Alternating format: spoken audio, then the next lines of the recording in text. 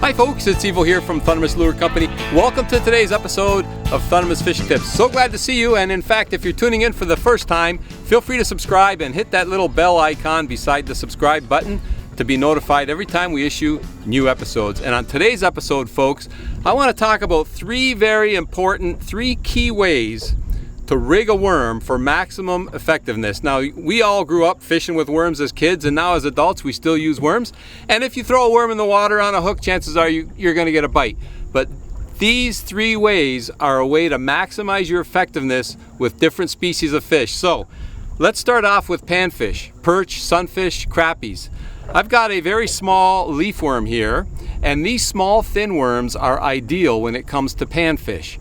And what you're going to want to do, I've got a long shanked hook here. So what you're going to want to do is take the head of the worm and put the head of the worm, just poke the head through the hook, and then continue sliding that worm all the way up the shank of the hook, leaving the tail end dangling, just like that. That right there, folks, is absolute perfect way to rig a worm for any panfish, crappies, perch, sunfish, rock bass. That is ideal. You see how it's got a long slender and it's got a little action on the tail? That's what those panfish really like.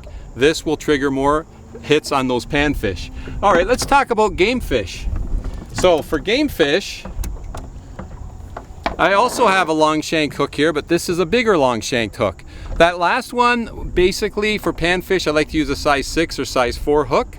For game fish, I like to use like a 2/0. That's a 2/0 hook right there. And what I'm going to use for the game fish, you could use a leaf worm as well, but I'm going to use a night crawler. I've got a whole night crawler here, and it's a little bit of a bigger bait, so it's going to be a little more attractive. But this is a great way to rig your worms for bass, for walleye, for pike, for trout. Just fantastic. You're going to start the same way we did the last time. Take the head of the worm and just poke the hook through the head of the worm to get it started. Okay, just like that. And then continue to feed, just like you did the last one. Feed the worm up the hook about 3/4 of the way, and then stop. And then after you've stopped, you still have some room there. What I want you to do is just take a piece of the worm here, fold it over and click and hook it through. Take another piece, roll it over and hook it through, and take another piece, roll it over and hook it through. So now you've created a bit of a ball on the bottom of the hook. So you've got a nice long elongated presentation, a little bit of bulk, and you've got some action on the tail. That, folks, is absolutely prime. It drives those game fish crazy. So you've got a combination of sleekness and bulk, and that's going to help trigger more bites. Let's talk about bottom feeding fish. Let's talk about carp and catfish, for example.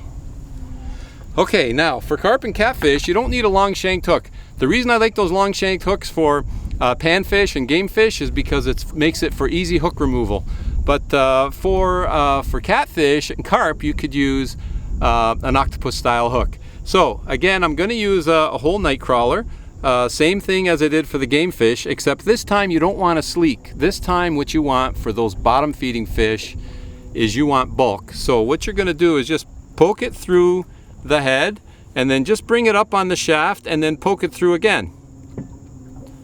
Bring it up on the shaft, poke it through again.